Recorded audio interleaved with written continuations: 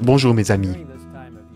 En cette période de l'année, surtout ici aux États-Unis, nos pensées se tournent souvent vers la maison, alors que les familles se préparent à se réunir pour célébrer ce que l'on appelle le Thanksgiving. C'est un moment spécial pour remercier Dieu des bénédictions de l'année et passer du temps avec les proches et pour aider les moins fortunés.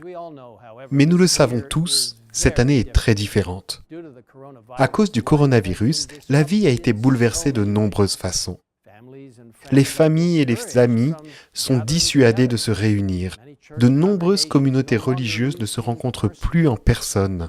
Les difficultés économiques frappent partout. Et tragiquement, plus d'1 million de vies ont été perdues dans le monde à cause de cette maladie mortelle. Lorsque nous regardons l'année 2020, il ne semble pas qu'il y ait beaucoup de raisons de se réjouir.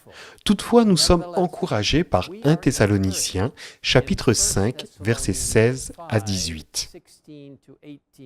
Soyez toujours joyeux, priez sans cesse, exprimez votre reconnaissance en toutes circonstances, car c'est la volonté de Dieu pour vous en Jésus-Christ.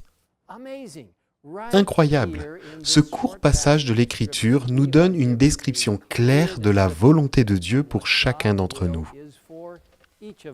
C'est-à-dire, numéro 1, être toujours joyeux. Numéro 2, prier sans cesse. Et 3, exprimer sa propre reconnaissance en toutes circonstances. Pourquoi Dieu nous demande-t-il d'être joyeux, de prier et d'exprimer notre reconnaissance même dans des circonstances difficiles? Vous voyez, dans la Bible, on nous présente plusieurs exemples de personnes qui ont fait exactement cela. L'un des plus significatifs se trouve peut-être dans le livre des Actes, dans le Nouveau Testament. Paul et Silas étaient dans la ville de Philippe, prêchant l'Évangile, lorsqu'une jeune fille possédée par des démons se mit à les suivre, criant et semant la confusion partout où ils allaient. Nous lisons dans Actes, chapitre 16, versets 18 et 19. Elle a fait cela pendant plusieurs jours.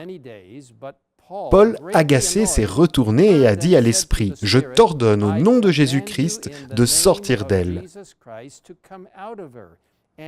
Il est sorti au moment même. Quand les maîtres de la servante ont vu disparaître l'espoir de leur gain, ils se sont emparés de Paul et Silas et les ont traînés sur la place publique devant les magistrats. Vous voyez, de faux témoins ont été amenés pour témoigner contre les deux missionnaires, qui ont ensuite été battus sans pitié et jetés dans la partie la plus sombre et la plus cachée de la prison, leurs pieds nus cruellement enchaînés. Vous savez, alors qu'ils étaient allongés sur le sol de pierre froid, imaginez un sol froid, meurtri et saignant, Paul et Silas se sont-ils plaints de leurs terribles circonstances et du traitement absolument injuste qui les avait amenés là? Non. Au verset 25, nous lisons ce qui suit. Vers le milieu de la nuit, Paul et Silas priaient et chantaient la louange de Dieu, et les prisonniers les écoutaient. Encore une fois, c'est incroyable. Ils priaient et chantaient des hymnes à Dieu dans cette malheureuse situation, et remarquez la dernière partie très importante de ce verset. Les prisonniers les écoutaient. Cela nous donne peut-être un indice d'au moins une raison pour laquelle Dieu nous invite à être joyeux, à prier et à exprimer notre reconnaissance en toutes circonstances. Parce que les autres écoutent, observent comment nous gérons les situations. Et cela offre une merveilleuse occasion pour le Seigneur d'agir à travers nous comme ses témoins. Dans le cas de Paul et Silas, Dieu a travaillé de manière merveilleuse.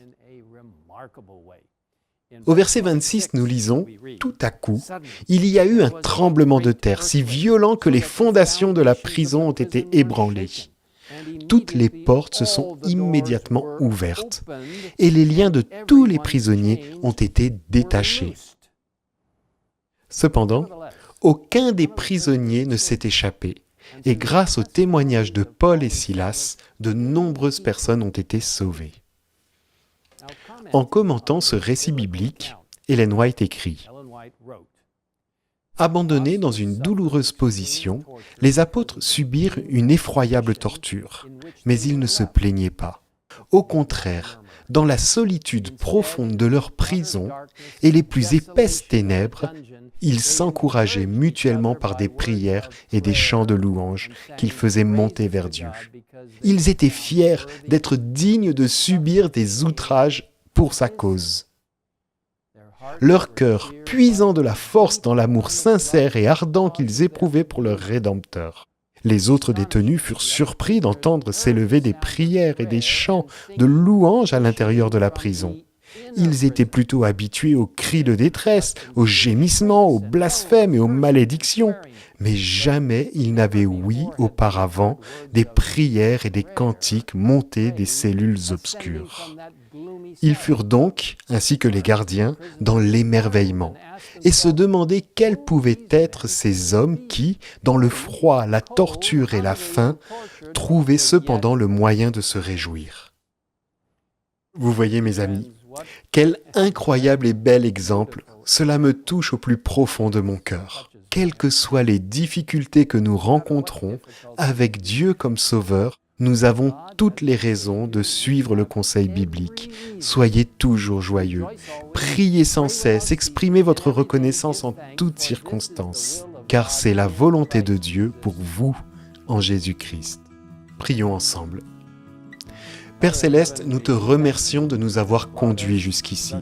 Nous savons que de nombreuses personnes dans le monde entier sont confrontées à des situations inhabituelles, à des maladies, à des difficultés financières et à des problèmes familiaux. Seigneur, viens auprès de chacun d'eux. Aide-les à se rappeler que même dans certaines des situations les plus graves, même pendant les persécutions religieuses et toutes sortes de difficultés auxquelles ton Église est confrontée, nous, en tant que croyants, en tant que disciples, en tant que tes enfants, nous pouvons prier, chanter, nous réjouir, parce que nous sommes liés à toi. Et lorsque nous regardons vers l'avenir, nous savons que nous serons tous confrontés à des défis, car la fin du monde approche. Mais nous te remercions pour l'espoir que nous avons en Jésus, qui reviendra bientôt, et pour le fait qu'il sera avec nous jusqu'à la fin du monde. Nous te le demandons au nom de Jésus. Amen. Amen.